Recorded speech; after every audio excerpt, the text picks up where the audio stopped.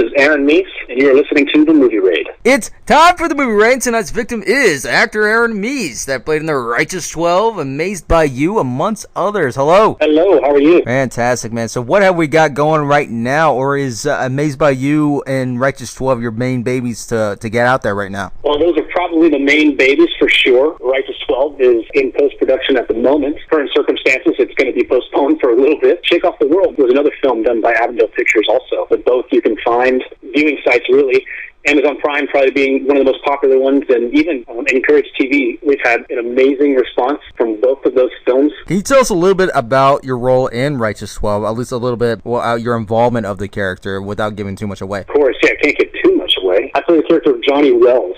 Johnny Wells is a bit of a gritty character. You could probably describe him as a bit of an anti-hero. You know, your Old West gang member, bank robber, if you will. And then he goes off and he tries to avenge his brother's death. Now, also, actor Michael Ocho Torrena has a role in this, too. Is there any significance between your character and his character, too? Do you guys actually perform in the same movie, or is this like one of those never meet the paths, but still within the story? Love Michael Ocho, by the way. Big shout out to him. He becomes the villain to Johnny Wells. And so they definitely have moments together where they have some business that they need to settle for sure. So we definitely butt heads. But having to apply this kind of dramatic skill with a gritty, violent, Wild West type film, how do you play that with this character in this? Did it affect you differently with this compared to that film and your previous release films, or did this enhance it to where you can apply it to a different direction with this character in Righteous 12? Yeah, obviously, like Amazed by You, and if those of you haven't seen it, the character I play is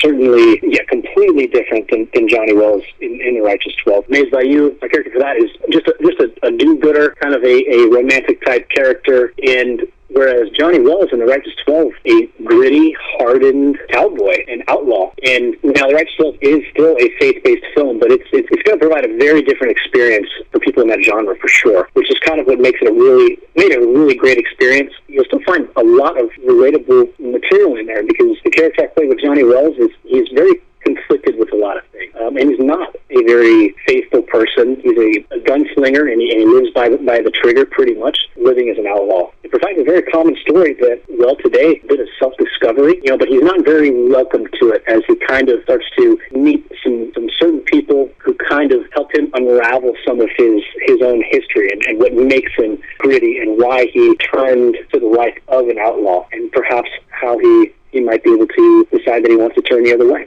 Do you think there's such thing as quality reassurance if a performance doesn't go entirely met to the audience, the type of deal, or do you think there's other different means for that? First and foremost, I would think as an actor that happens more often than you probably initially think, but I actually find that quite interesting about being an actor. It's part of the challenge of being an actor too is how do I play this role as honestly and accurate as possible? If you do that, things will probably translate over to your audience in a way they're meant to receive it, because everybody receives things in different ways, and that's part of the fun as an actor. Like when nobody likes to see their own work. I'm definitely one of those people. I don't like to see it either. But what's meaningful is how a story touched somebody, or whether they're inspired by it, or they're moved by it, or they're just however they're affected by it. It's always interesting to see how people can receive something. So that's always kind of an exciting part for me. There might be some things that I figured an audience would take one way and they take it something completely different, but it doesn't mean that the performance is any less than what I thought it would be. It's just how people receive the story, and I always think that's cool no matter what. Especially, it's important for the actor to stay connected with that audience, and then having to lose that audience,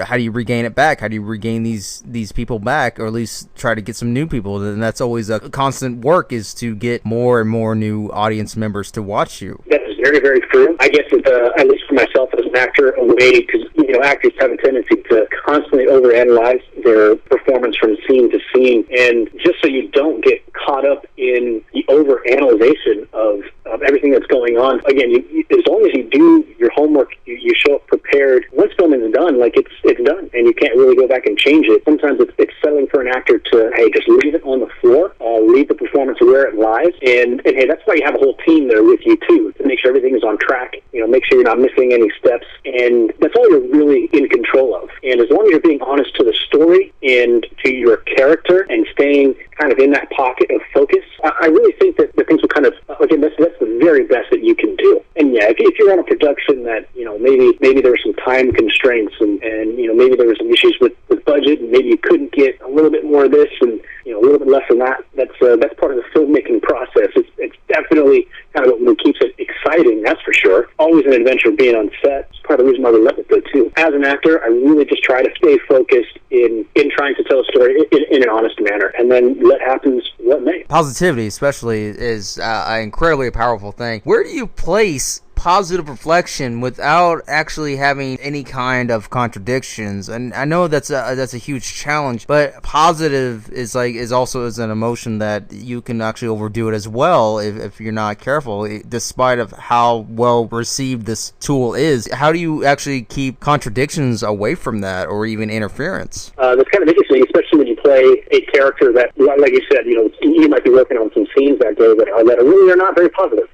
But if you're going to be in a work environment, positivity plays a huge role, especially on set when you have to push out some long days. That's something people don't realize sometimes. It's 12-hour days. So there's a lot of work involved, and that is a contradicting thing sometimes too. When you could be working for 3 or 4 days in a row on some really heavy material, and truthfully, it can sometimes be emotionally exhausting because when you are putting yourself in, you're trying to give the material an honest emotional response. It can definitely take a toll on an emotional level for sure. So when we are doing like heavy material, you try to get yourself in that headspace, and it's so funny too because the rest of the crew and everything like that, whatever scene is going on, everybody kind of stays quiet. They try to give the performers their space. Once the day is done and you've wrapped for the day, that's kind of when you turn it all off. You get some rest, kind of do your homework and prepare, and get yourself positive again for another long day of good work. And then when it comes to becoming overexhausted with such thing, and let's say it fails to try to get that positive flow again, what would you say lacks? Certain emotion? What kind of emotion state would you say that would lack of an actor and destroy it throughout that entire day? Or do you think it's actually the content of either the character or even the story that might actually be part of the problem? Well, it depends on the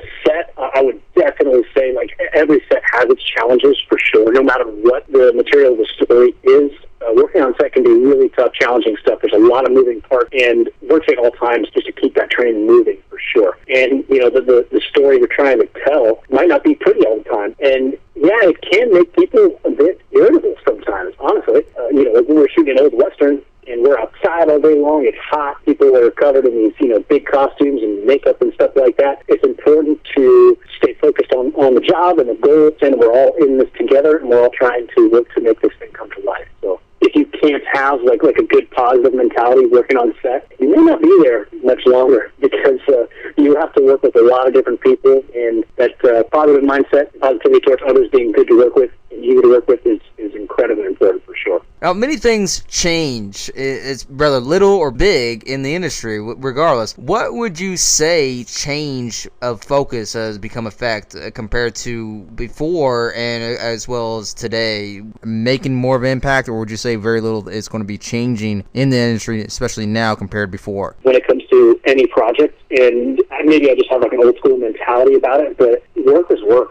When you show up on set, there are not many things there that I think are really going to change so much. If you're, again, you show up on set, you're goal-oriented, and everybody has their part to play. Outside of that, I just don't see a whole lot of changing going. The industry constantly is moving along, but the work to get a film project done and done right, I just don't think that will ever change. Given light of the circumstances, obviously that we're all facing now, the industry is going to move much more towards streaming services. I think that's probably the biggest topic right now is how is the distribution of the products in the industry, how is that going to be affected? I think that's a really big topic of discussion for sure. That's probably where I think we'll see most change. And what will be interesting too is when things kind of get moving again, a lot of the lower budget film projects are probably going to be the first ones to go into effect, and hopefully it has a positive impact and brings awareness to some smaller projects out there that are really, really great work. And I'm interested to see what the industry will focus on when it comes to that, because there really are so many unknowns. There's a lot of people who are just completely out of work at the moment, and I think the first things we'll see are a lot of smaller film projects that will start to get financing earlier on, and I'm sure we'll probably see some really good work come out of that. Now, do you want to see some of this change that you want to act on upon yourself during this new era, so to speak, at the moment, or do you want to just go with it of how it might play out, or would you actually want to see something change, or would you want to see others act on a different change of how things are going to be rolling that might need or deserve that kind of change in the industry today? I'm sure there are. The film industry, just like any industry, is not perfect, and I'm sure it probably exposed some flaws in certain areas. I kind of like to think in a positive way about, one of the things I'm excited about actually is, so many writers that I know,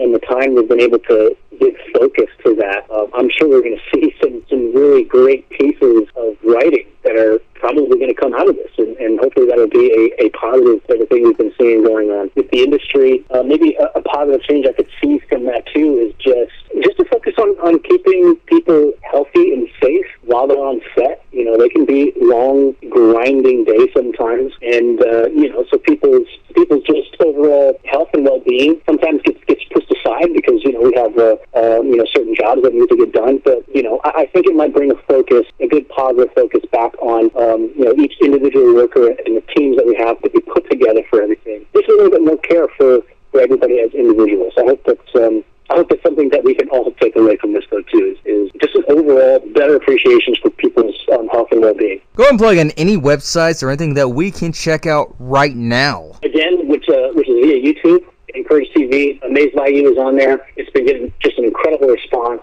Shake Off the World as well is how much attention, and I've actually been to try to get back to everybody who's been reaching out with just some really wonderful, touching things. And it means a lot to me and a lot to Avondale Pictures for sure. And when it comes around to it, Avondale Pictures has a website as well, but it's just AvondalePictures.com. If anybody wants to stay updated on The Righteous 12, they will release any information, and whatever new trailers come out, it will for sure get finished. They're looking for a release in theaters in 2021 still, so they'll push forward to that. If there are any people out there who want to reach out to me, they certainly can. The easiest way to do it is via my Instagram, which is just Aaron J. Mees. I love hearing from everybody out there, and they can always reach out to me on that, and I'll try to get back to everybody that I can for sure. And there you have it, everybody. That is actor Aaron Mees. Thank you so much, man.